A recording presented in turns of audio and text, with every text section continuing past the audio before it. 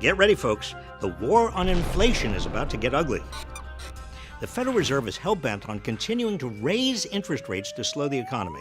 This is a huge mistake. You know who's going to bear most of the pain of the Fed's policy?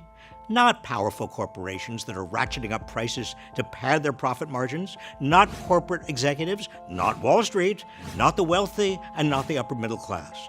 Most of the pain will be borne by lower-wage workers and the poor. Researchers at the IMF estimate that the unemployment rate may need to reach 7.5%, double its current level, to end America's inflation crisis. This would be about 6 million job losses. And low-wage working people will take it on the chin because they are usually the first to be fired. Right now, the Fed is wrongly obsessing about a wage price spiral. Wage gains pushing up prices, when it should be worried about a profit price spiral. Corporate profits driving up prices. Wages are going nowhere when you adjust them for inflation. Take a look. As the Fed continues to slow the economy, workers are even less likely to get wage gains that approach inflation. You know what's really driving inflation? Not wages.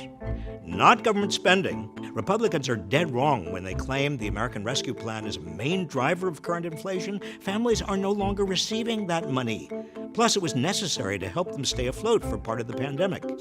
The real driver is monopolistic corporations, hiking prices to maximize profits. As a share of the economy, U.S. corporate profit margins in the second quarter of 2022 rose to their highest level since 1950. So there you have it, folks. Profits up, wages down. Yet the onus for controlling inflation is falling entirely on the Fed's blunt instrument of job-sapping and recession-driving higher interest rates. That's because interest rate hikes are the only tool in the Fed's toolkit. As the old saying goes, when you only have a hammer, everything looks like an interest rate. But this hammer does nothing to address a key piece of the inflation puzzle: corporations increasing their profit margins. And it will cause needless suffering for millions of people who are already struggling to keep the lights on.